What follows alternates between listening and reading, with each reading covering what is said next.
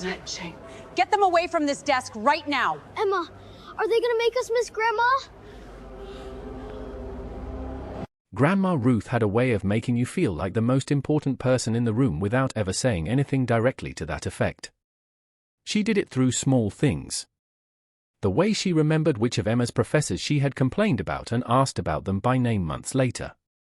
The way she kept the good coffee, not the grocery brand, the real one, for whenever Emma came home from campus, even though money in that house had never been anything close to easy.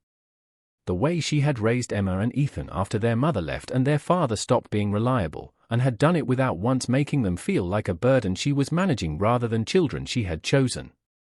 Emma was 22 and in her third year and working 2 jobs and still behind on rent, and there were nights she lay in her apartment staring at the ceiling wondering if she was actually going to make it through. On those nights she thought about Grandma Ruth's kitchen. The smell of it. The sound of the radio she kept on low. The specific way she said Emma's name when she answered the phone, like she had been waiting for exactly that call. Ethan still lived with her. He was 10. He went to school 6 blocks from the house and came home every afternoon and did his homework at the kitchen table while Grandma Ruth made dinner, and that was the whole shape of his world, and it was a good shape. Emma had called on a Sunday evening and they had talked for 40 minutes about nothing urgent. Ethan's science project. A neighbor's dog. Whether Emma was eating enough. That was the last normal conversation. The call came Monday morning at 6:42. A stroke. Overnight. Critical condition. The hospital said come. Emma was dressed and out the door in 9 minutes. She called Ethan on the way to the bus station. He had already been told by the neighbor who had found Grandma Ruth and called the ambulance. He was not crying when she called. He was past that particular stage. He was just very quiet in the specific way children go quiet when they have understood that something has changed and are waiting to find out how much. Emma told him to pack a bag. She was coming to get him. They were going together. The last flight out was in 4 hours. The ticket cost everything in her account and she bought it without hesitating. That is the part you need to understand before any of the rest of it makes sense. The $11 she had left. The backpack with the broken zipper she had been meaning to replace for 6 months. The sneakers with the cracked left sole that she kept wearing because new shoes were not something she could think about right now. These were not details about poverty. They were details about a person who had been moving fast for 3 years and had not stopped long enough for anything that was not essential, because essential was already more than she could cover. She picked up Ethan at 3 in the afternoon. He had packed carefully.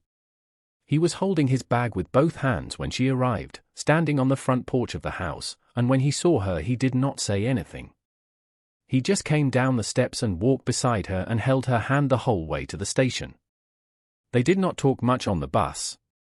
At one point Ethan said, "Is she going to be okay?" Emma said, "I don't know. That's why we're going." He nodded. He already understood that "I don't know" was the honest answer. She was grateful she did not have to explain it. They reached the airport with 38 minutes until departure. The gate was the last one at the far end of the terminal. Emma had checked it 3 times on her phone before they went through security. She knew exactly where it was and exactly how long it would take to reach it and exactly how much margin they did not have. She took Ethan's wrist and ran. He kept up without complaint.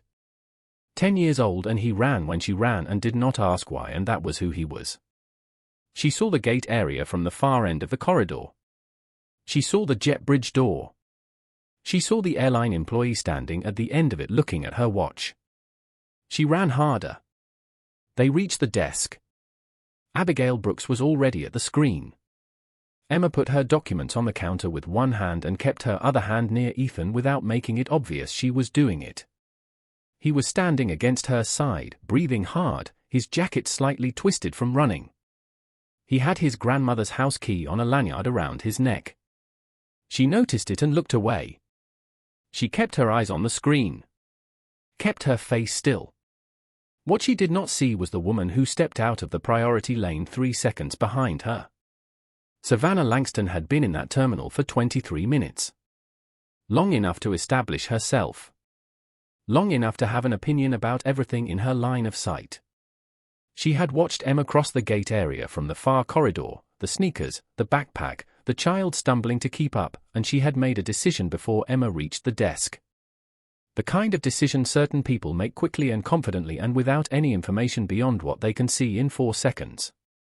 She stepped forward. "Excuse me." Loud enough.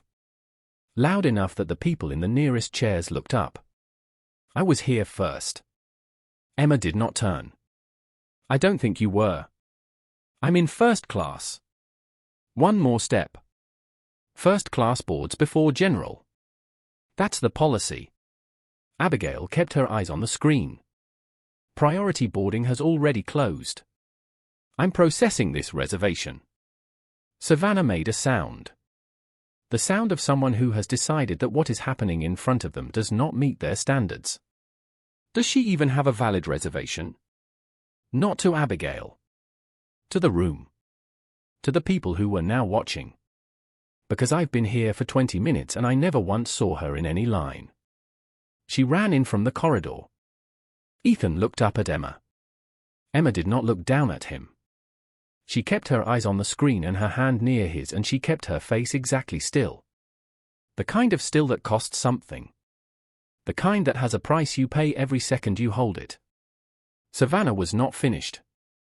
She moved to the side. Not for comfort. For visibility. The move of someone who has calculated that the full gate area should be able to see her face while she speaks. "I'm not trying to make this a thing," she said, which was not true by any reasonable measure. "I'm just saying what I'm seeing. Some people think if they arrive last and make enough of a scene, the rules stop applying. And we're all just supposed to accept that because it might make us look unsympathetic if we don't."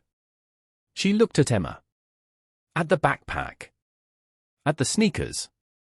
Took her time with it. "I'm sure everything is very urgent. There's always something." A chair scraped somewhere behind her. The sound of a person who cannot stay comfortable. Emma turned around. She did not raise her voice. She did not change her posture or her expression. She just looked at Savannah with the steadiness of someone who has decided that calm is the only thing she gets to control right now. "My grandmother had a stroke last night," she said. "She's in critical condition.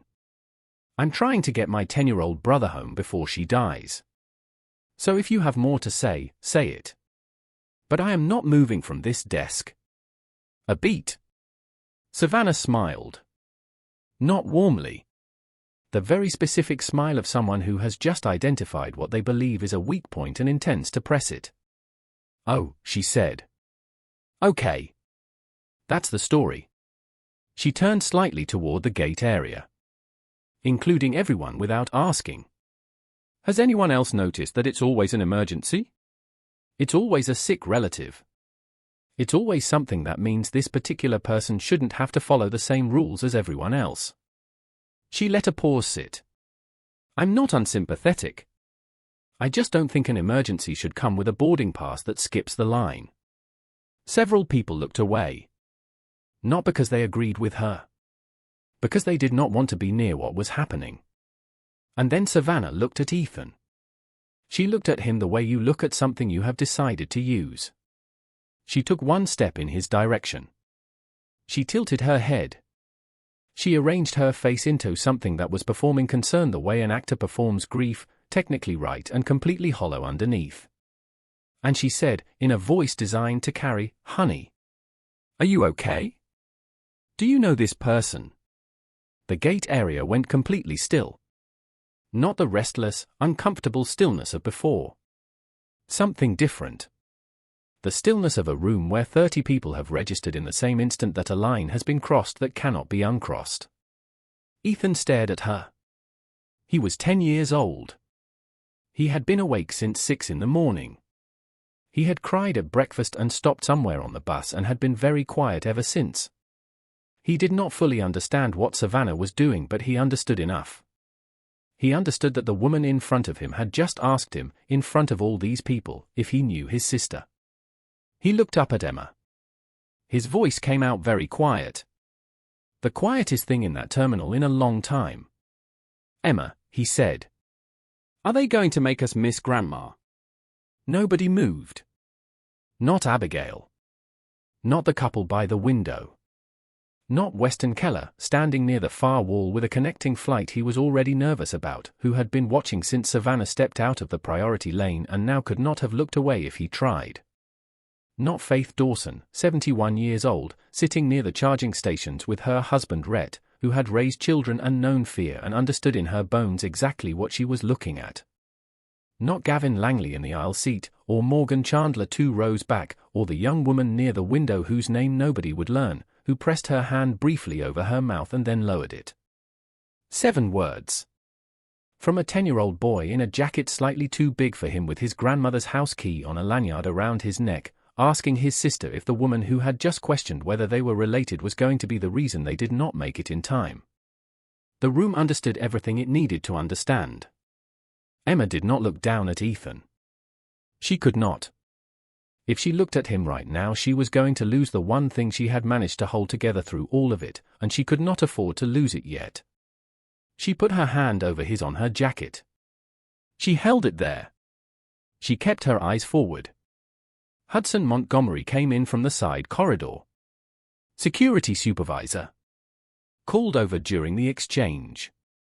He had caught enough of it. He was the kind of man who took 3 extra seconds before acting because he had learned that 3 seconds was usually the difference between a situation and a resolution. He looked at Emma. I need you to step back from the desk. Emma said, I have a confirmed reservation. My documents are right here. I understand. Step back while we sort this out. Emma looked at the jet bridge door. It was open. The airline employee at the end of it was looking at her watch for the second time. Emma looked back at Hudson. She held his gaze for 2 full seconds. She said, the door is still open. My name is on the reservation. My brother is 10 years old and his grandmother might be dying. I am asking you to look at that screen before you ask me to move. Hudson looked at Abigail. Abigail looked at the screen and nodded without being asked.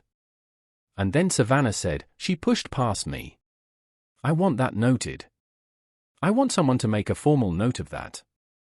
Nobody had asked Savannah anything. The door at the end of the jet bridge was still open, but it would not stay open much longer, and everyone in that gate area knew it. And that was when the man 3 rows back stood up.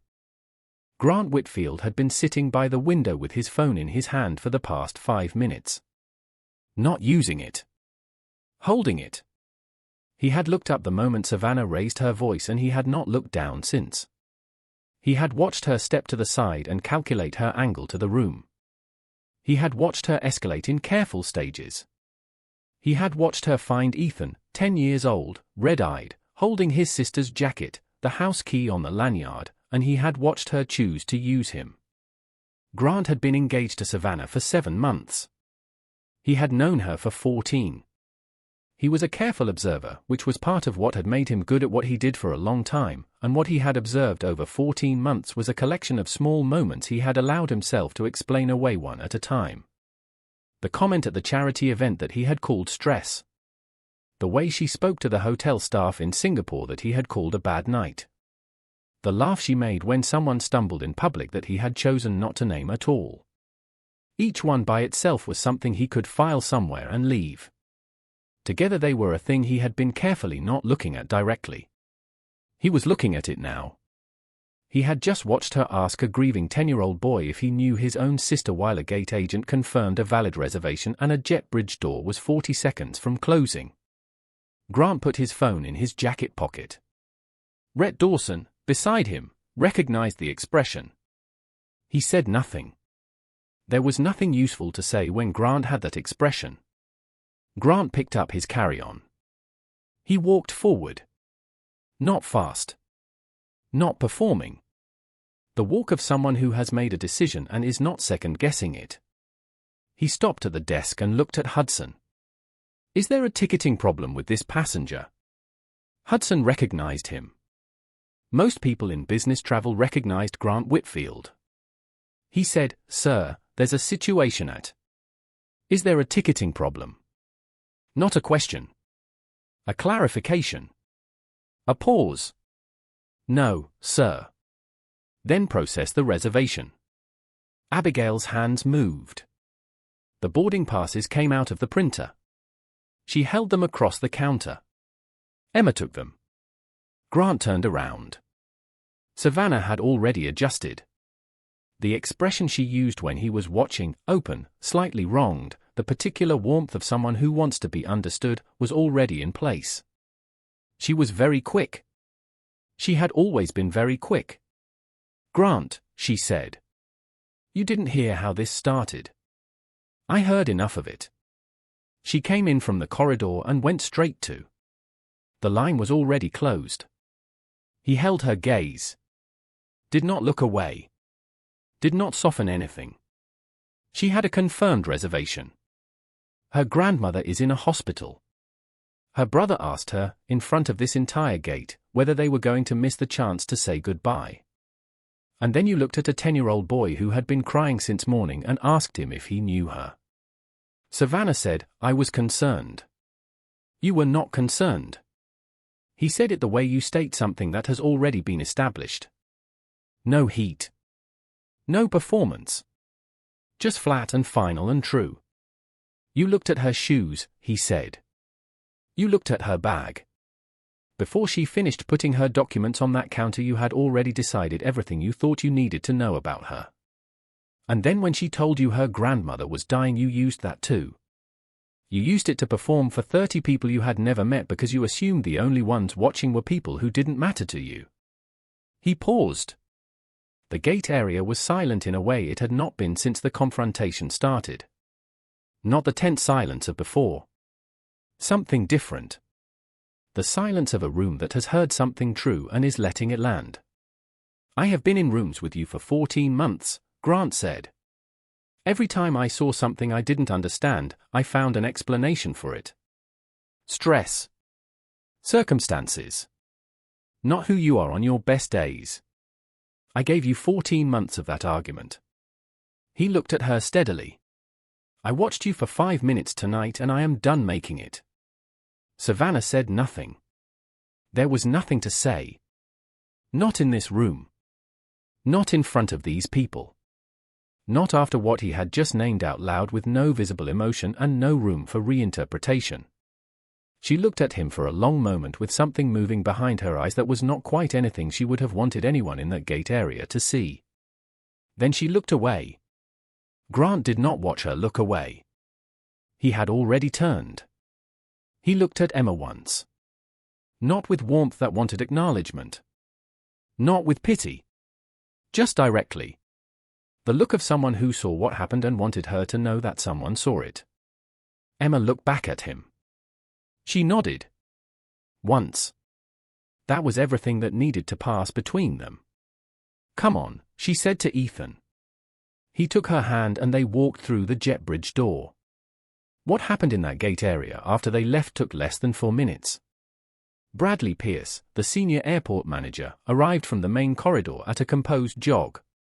He had been flagged by Abigail 8 minutes earlier and had spent those 8 minutes getting the correct picture from 2 sources before walking in. He stopped beside Hudson. They exchanged 12 words at a volume only the nearest chairs could catch. They both looked in the direction Savannah was standing. What followed was quiet and entirely clear to everyone in the room. A calm conversation. No raised voices. No drama. Just 2 airport officials and 1 passenger, and at the end of it, Savannah Langston's boarding documentation was reviewed, her conduct formally logged, and she was escorted away from the gate. The flight she had come to board left without her. Weston Keller watched her go. He did not feel the satisfaction he would have expected. He felt something more complicated than that. Something that had to do with the boy and the house key on the lanyard and the sister who had kept her hand on him the whole time. Faith Dawson looked at her husband Rhett. She did not say anything. He put his hand over hers. Grant Whitfield went back to his seat. He sat down. He looked out the window at the tarmac and the service vehicles moving between planes in the dark. He stayed there until they called his own boarding group. Rhett, sitting beside him, did not ask anything. After a while Grant said, I kept explaining things that didn't need an explanation. I kept deciding they were something smaller than what they were. Rhett said, I know. I knew what they were. Rhett said, I know that too. Grant looked at the tarmac. He had some calls to make when he landed. He already knew what they were going to be. He had known for longer than tonight, probably. Tonight had just been the thing that made continuing to not know impossible. Emma Carter was in a middle seat with Ethan in the window beside her, and she was doing the arithmetic of time. Flight time. Drive from the airport. Whether anything would change before they landed. Whether she should have called again before they boarded. Ethan was asleep. She was grateful. It meant she could stop holding her face together for a few minutes. She turned toward the window and let it go. Not long. Just enough. Then she straightened. Breathed. She thought about Grandma Ruth's kitchen. The counter she used to sit on. The radio kept low. The way Grandma Ruth talked when she wanted something to stay, and not as a lecture, just as a thing she trusted you to carry. People show you who they are when they think it won't cost them anything. She had heard it at 7 and understood part of it. She understood all of it now. She understood it the way you understand something you have been standing inside.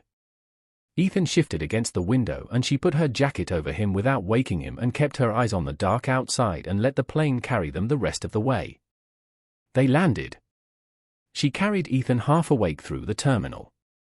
Rideshare from the curb. Hospital at 2:50 in the morning, the fluorescent lights doing what fluorescent lights always do at that hour. Leah Rhodes met them at the elevator on the 3rd floor. She looked at Emma's face and said before Emma could speak, she's stable. She's awake. She's been asking for you since midnight. Emma put one hand flat on the wall. We made it, she said. Leah said, she knew you would. She kept saying so. They walked in. Grandma Ruth was awake. Tired in a way she had not been before, a new kind of tired, the kind that comes from the body reminding you it has limits. But awake. And when Emma appeared in the doorway with Ethan half on her shoulder still in his jacket with the lanyard around his neck, Grandma Ruth's face did something that required no description. It was just, you're here. It was just, I knew you were coming. It was just, I held on. Ethan came fully awake at the sound of her voice. He crossed to the bed and that was the whole room for a few minutes. The whole world, for a few minutes. Emma sat in the chair beside the bed afterward. Ethan was at the window explaining the flight. The turbulence. The meal. The exact appearance of the city on approach. Grandma Ruth was listening with the total attention she had always given him, like nothing Ethan was saying was anything less than essential news. Emma sat with her hands in her lap. The account was at $11. The backpack zipper was still broken. The shoes were still the shoes. The flight home was something she had not figured out yet. None of that had changed. She was in a hospital room and Grandma Ruth was awake and Ethan was talking and they had made the flight. She let herself have that. The letter came 4 weeks later. She set it on the counter for 2 days because official envelopes from law firms had never in her experience contained something easy. When she opened it she read it 3 times before it fully registered. Grant Whitfield. She had not known his name at the gate. She knew it now. His foundation ran an education award for working students completing undergraduate degrees. Full tuition. Housing allowance. Living stipend through the end of her program. No conditions beyond the degree she was already working toward. There was a note in his handwriting at the bottom of the letter. Small. Slightly slanted. He wrote, I don't know your full circumstances. I know what I watched at a gate on a Tuesday night. Someone who kept hold of her brother and told the truth and didn't move. Someone who held together when falling apart would have been completely understandable, not because it was easy, but because a 10-year-old boy was watching. I think that kind of person is worth investing in. I've also spoken to the hospital billing department. Your grandmother's outstanding balance has been taken care of. Please consider it a separate matter entirely. Emma read the last part 4 times. She sat down at the kitchen table and did not move for a while. She called her grandmother that evening. She read the letter out loud from beginning to end, including the last part. When she finished, there was a long quiet on the line. Then Grandma Ruth said, "The wrong ones and the right ones. They're both always watching, baby. The only question is who you were trying to impress." Emma looked at the letter on the table in front of her. She thought about a woman who had looked at her shoes and decided she had the complete picture. She thought about a man who had watched for 5 minutes from 3 rows back and arrived somewhere entirely different. She thought about what she had actually been doing at that desk, not performing for either of them, not trying to earn anything from anyone in the room. Just trying to keep her hand on her brothers and get them both on the plane. She thought about Ethan's 7 words. She thought about what it had cost to keep her face still when he said them. She sent the acceptance the next morning before she had time to think about it too long. The backpack was still by the door. She had walked past it every day for 4 weeks. She had thought about replacing it at least twice. She had not. She was not sure she was going to. Some things you keep because of what they were there for. Because of the specific weight of carrying them when nothing was certain and you kept moving anyway. Because sometimes the thing that was with you when everything was hardest is not the thing you want to put down once things get easier. She picked it up. Went to class. Did not look back.